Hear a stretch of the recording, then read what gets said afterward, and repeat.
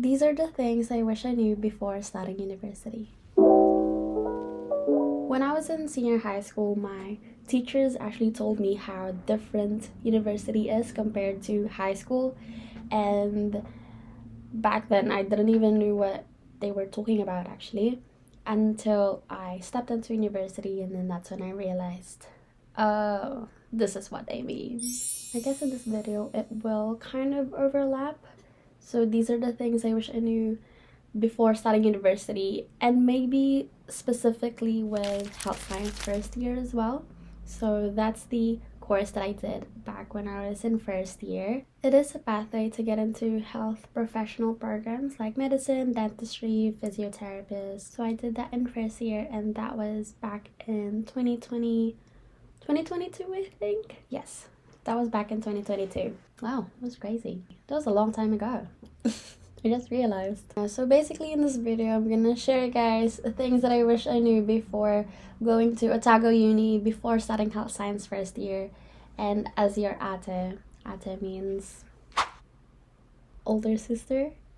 So I will be your older sister to guide you. I don't know, I hope I can guide you for university. A little bit about myself, I guess, is that I'm currently in my 4th year in medical school. I'm doing my clinical placements already in the hospital, and right now I'm in Christchurch. So my first 3 years of my degree, I did it in Dunedin campus back in Otago, and then now that I'm in my clinical years, I'm doing it in Christchurch. Okay, so enough yapping about myself. Let's get straight into it. So first thing first, about the books.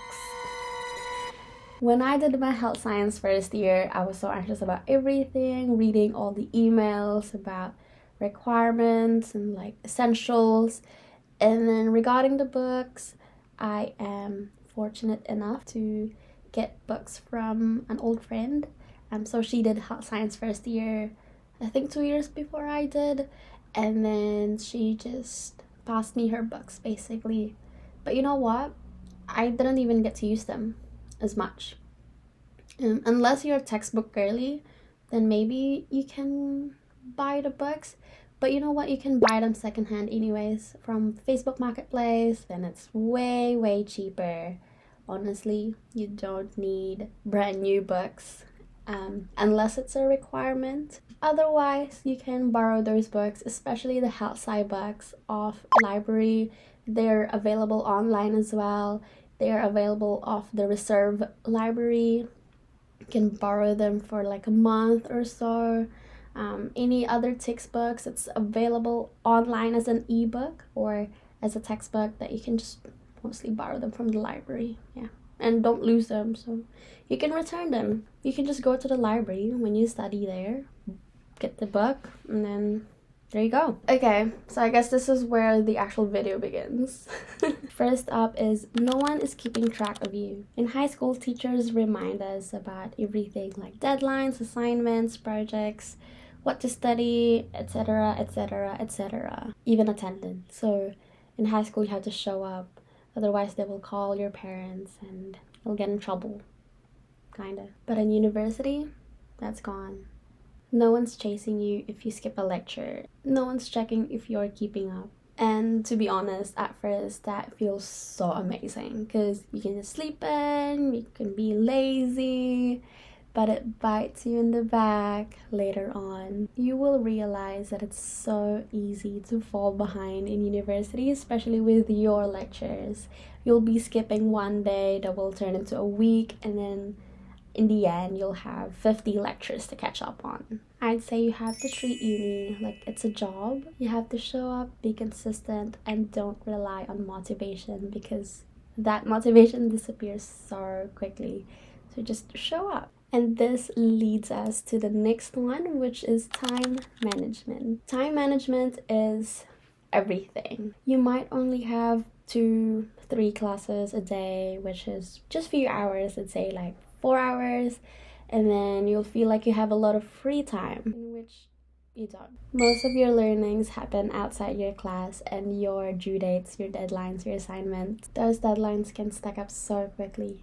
And a way to avoid that is to start earlier than you think you need, and your future you will be grateful. Basically, that free time that you have at the start of the year is good only in the beginning, and then later on, when those assignments, those to-do lists that you need to do will stack up, and all of a sudden you don't have free time anymore because you're cramming everything, you're catching up on those 50 lectures on top of 3 assignments and a midterms or your finals coming up. Start early. And here's something that might surprise you, especially if you're a health science first year student. You don't need to be the smartest in the room to do well. Yes, you heard me say that. You don't need to be the smartest. I feel like in university, it's so easy to feel like you don't belong, or you're not doing enough, you're not doing well, you're not smart enough. Especially in health science, we call that the imposter syndrome. Now, I'd be lying to you if I tell you that even now that I'm in my 4th year of med school, that I don't feel it. Honestly,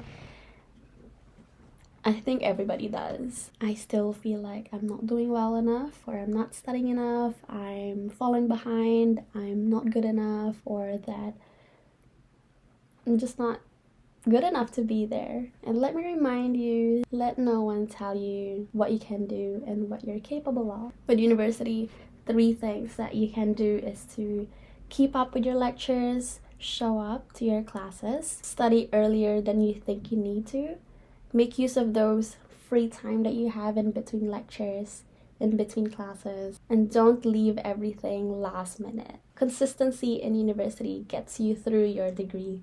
With health science first year, consistency with the study method that works for you. You know, like, you don't have to be studying in the library for 8 hours, or you don't need to be doing what your classmates are doing, like Anki cards or whatever. You just have to find the method that works for you, as long as it's efficient. Now let's talk about something that people don't really mention a lot, which is making friends is awkward in university, especially for me. I came from a really small school. It was really overwhelming. It was so intimidating. I didn't know anybody.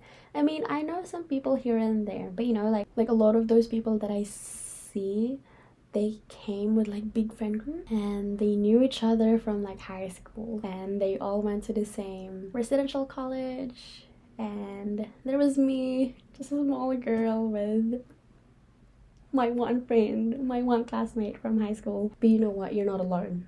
It's not just you. Everybody shows up to uni not knowing everything and everyone. And yes, some friendships just happen naturally, but sometimes you have to get out of your comfort zone to make friends, like join clubs, do volunteerings, I don't know, maybe like join social events, which I didn't do back in first year, but I still managed to make some good friends that I'm still in touch with until now. With health science first year specifically, I mean, it was harder for me personally because I think during semester 1, I was part of this like big friend group. The majority of us were health science kids, and it didn't turn out great, honestly. Which is, you know what, that's okay. Like, the people that you meet in uni may not last long enough in your life, and that's okay. Like, yeah, you just realize that you're not for each other, you're not each other's cup of tea, or that's it. Like, you just have to move on and not take things personally. For me, with making friends, I made friends, but I wasn't really part of a big friend group. With the nature of being in health science, it's so competitive. I guess that's how just they make it to be. A lot of people think that it's a competition, that you need to be better than everybody else to get into whatever you want to get into, like medicine or whatever. That kind of sabotages some friendships. So I'd suggest, if you're in health science, really, like, don't take it personally. That's just the nature of the course that you're doing. A lot of people will see you as a competitor, as an enemy, or I don't know, whatever words you want to use for that. Make friends outside health science as well. It's just good to have a break as well because of the competitive nature of health science, and just being around them every time kind of drains my energy. Well, personally, it drained my energy a lot because we would always talk about, have you studied for this, or like, are you ready for this exam, or always talking about academics. That's the foundation of that relationship, just school. And I'm not really that kind of person. I want to get to know you as a friend. I want to get to know you outside uni, outside of what you study and how you study. So I made friends outside health science, and that was the best decision of my life. Well, I don't have study buddies that I studied health science with, but those people, I would still study with them in the library, and we would be studying different things, like one studying maths and one studying science and one studying food. Another big one is that lecturers, your professors, won't spoon feed you. If you don't understand the content, ask them, email them, go to office hours and ask them those questions. Ask them how to solve an equation, ask them how that concept works, ask them for resources. Just so you know, they expect that. They expect students to ask them, and they actually really like it when students engage with them. You might feel intimidated at first, but you will just have to do it, and you will realize that they actually like answering your questions, and they like helping you as well pass and get through your degree. So let's talk about grades. Grades, yes, they matter, but they're not the only important thing. So when you're in university, make sure to get those experiences, do some volunteerings, join some clubs, do some networking, you know? Because when you graduate and you apply for a job, your employers won't just look at your grades. And when you're working, don't really ask what your grades are. They just look at you for who you are and your skills and your experience. So don't ignore opportunities that are outside your class. Get a life. Here's something that a lot of people go through. You might realize that the degree that you're doing isn't for you, and that's okay. Changing your major or your direction or your plans isn't a failure.